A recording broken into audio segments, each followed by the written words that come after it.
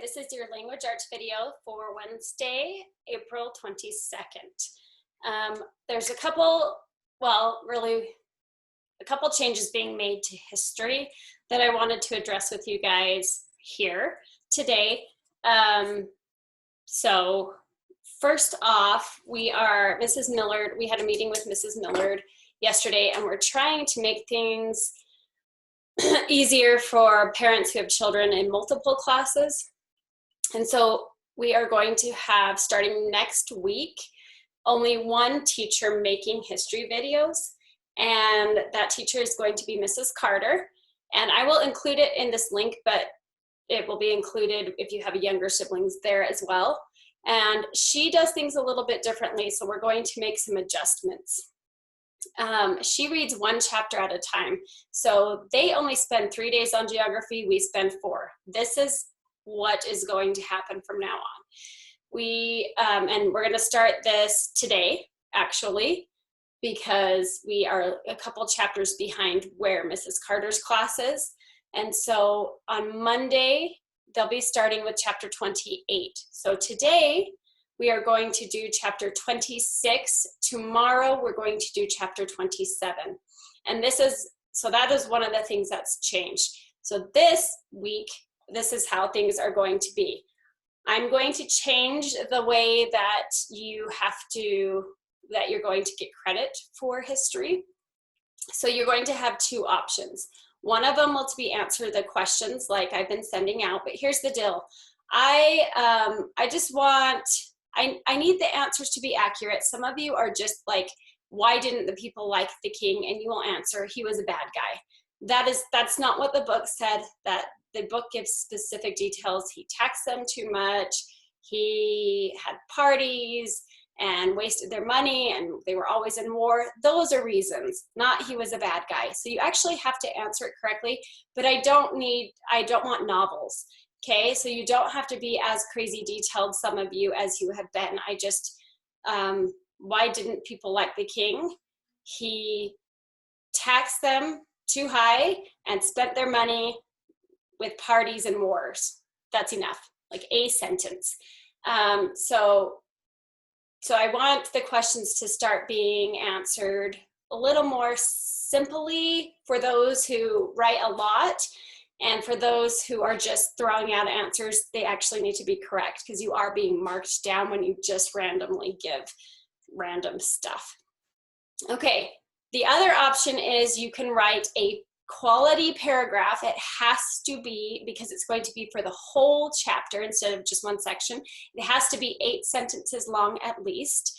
And you need to summarize what you learned in the chapter. So there are 2 sections in each chapter. So you cannot just pick one, you have to summarize the entire chapter. It has to be capitalized and punctuated and quality work. But if you would prefer to write a paragraph summarizing, and I just want 8 sentences, okay? Summarizing 8 sentences, no more, no less. I want it to be about the full chapter, so it would be like 4 sentences per part.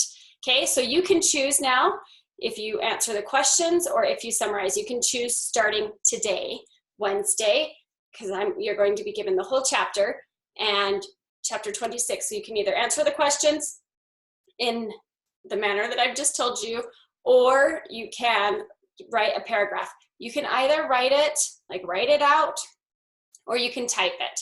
Either way, you choose, you just turn it in. So if you have any questions on that, let me know. Starting next week, so today's video is a little bit different. Mrs. Carter made a really fun slideshow for part 1 of chapter 26. It's really cute and really fun, and I think you guys will really enjoy it. So I'm actually going to upload, that's what I'm going to send you today, is her reading the first part, because it's a slideshow with like cartoony things and it's really fun. She did a great job. But she only did the first section because it took so much time. And so you're going to need to read the second section of the chapter. That is going to be on you. So you have 2 choices for today's history. You can just read the whole chapter yourself, chapter 26, or you can watch a video that Mrs. Carter made for the first part and then read the second part. So that's today. Tomorrow I will be reading chapter 27 for you. And then starting next week, she will be, so Monday, Tuesday, Wednesday, Thursday is when we do history. She is going to do just one chapter every day. We have been doing a section a day. So what will happen is Monday, I will give you the video, and you can, I'm going to give you the questions too, because if some of you want to just get it out of the way, that's fine. But you have Monday to watch the video, Tuesday to answer the questions or write the paragraph, Wednesday to watch the next video, Thursday to answer the questions or write the paragraph. Okay, I hope that makes sense. Next week's sheet that has all your homework on it will reflect that. Let me know if you guys have any questions. All right, let's jump right in here to our actual language arts hour and start with our poem. Actually, sorry, let's quickly go over what you'll be doing today, Wednesday. You need to say your poem 3 times out loud. Penmanship is page 167. Grammar, obviously this video, and then the worksheet. You have building thinking skills, pages 146 through 153. And you guys, we are almost finished with building thinking skills. I think we have 1 or 2 more and we're done for the year. So that's exciting. Morning writing prompt number 8, whatever your teacher has for math, including corrections. Then we need to do vocabulary. These are all things you have to turn into me. And then I've already told you it's going to be different than on the worksheet, because today will be chapters 26, tomorrow will be chapter 27. Today's spelling is 11 quality sentences, and I mean actual quality. You guys have way less work coming home now. I've cut out a lot of things, and so I expect you to be doing quality sentences, which means what? They are capitalized. You are using your word accurately in the sentence, you're underlining your word, and you are ending with punctuation. It does not mean that your sentence is 4 pages long. A quality sentence does not have to be long. It just needs to have all the parts of speech that make it a quality sentence and be capitalized and punctuated. And then you need to do your book report reading. All right, so our poem. We have Bleezer's ice cream. Pull out your steno and follow along with me and say this with me so that you can be practicing how to pronounce each of these weird flavors. Okay, Bleezer's ice cream by Jack Prelutsky. I am Ebenezer Bleezer. I run Bleezer's ice cream store. There are flavors in my freezer you have never seen before. 28 divine creations, too delicious to resist. Why not do yourself a favor? Try the flavors on my list. Cocoa mocha macaroni, tapioca smoked bologna, checkerberry cheddar chew, chicken cherry honeydew, tutti frutti stewed tomato, tuna taco baked potato, lobster lychee lima bean, mozzarella mangosteen, almond ham meringue salami, yam anchovy prune pastrami. And that is what is due Friday. All right, vocabulary word today. So one you might have heard, it's dawdle. Dawdle is a verb, means to waste time, loiter, or idle. Okay, loiter is meaning when you just kind of like hang out, you're not really doing anything, like you can loiter. In fact, you might see signs on the street that say no loitering, like you can't just like park in front of our building and not come into our shop and buy things, right? And then idle means when you're not doing anything.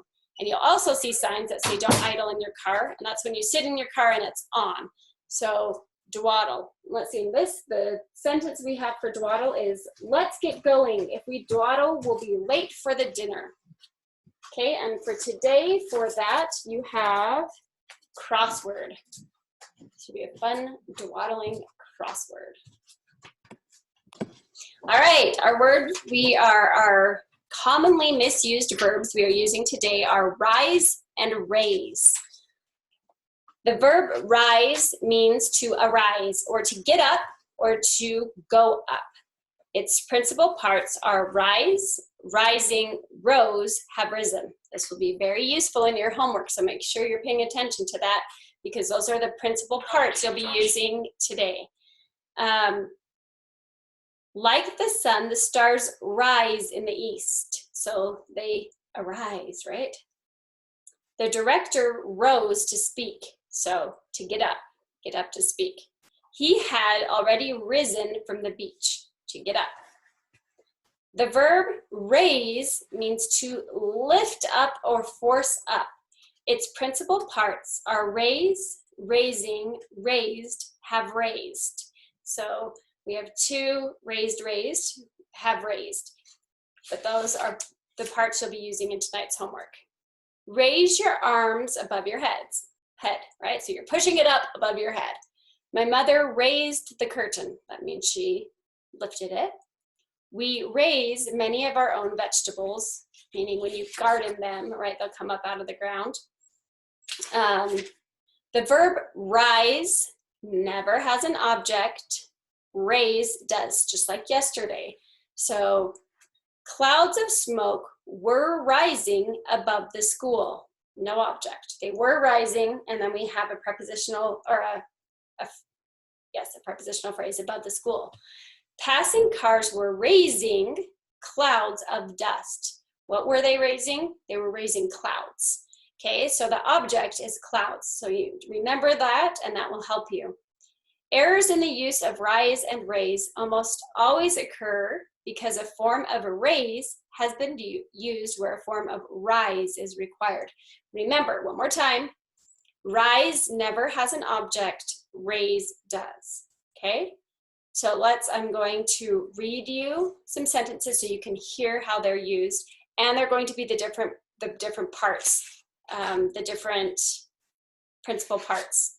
So you'll hear the different forms. One of the peaks in the Alps rises over 15,000 feet in the air. The American flag was raised on the moon. The students raised an important question. So what did they raise? They raised a question, okay? The speaker rose from her seat, no object. By midnight, the Big Dipper had risen in the heavens. We have raised tulips for several years. Look to see if the cake is rising. When the starter raises his hand, be ready to run. Your voice rises at the end of a question. In the movie, a gigantic sea monster rose up out of the ocean. All right, so today you're choosing the correct form of raise or rise. You are actually using the word raise or rise. You are not telling me what part it is. You are simply writing the word rise or raise in one of its principal parts. So principal parts of rise are rise, rising, rose, have risen. I am totally okay if you write that on your paper so you can remember. And the principal parts of raise are raise, raising, raised, have raised. And I'm okay if you write these on your papers, but they're also in your book on page 149 at the bottom, okay? That's where you can find those principal parts. So you'll be using the correct form of those in the sentences. There are 10, there are only 10.